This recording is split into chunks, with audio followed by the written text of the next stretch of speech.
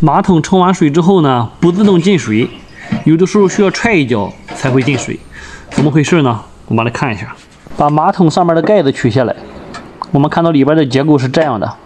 左边这个地方呢，就是进水阀和控制水位的。我们拍一下看一下，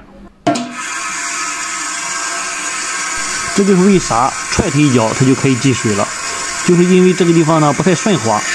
也有可能这个浮漂有点太高了，挂住这个顶上这个地方了。我们把它适当的调整的低一点就可以了。调整的方法很简单，不同的这个进水装置，它这个地方不太一样。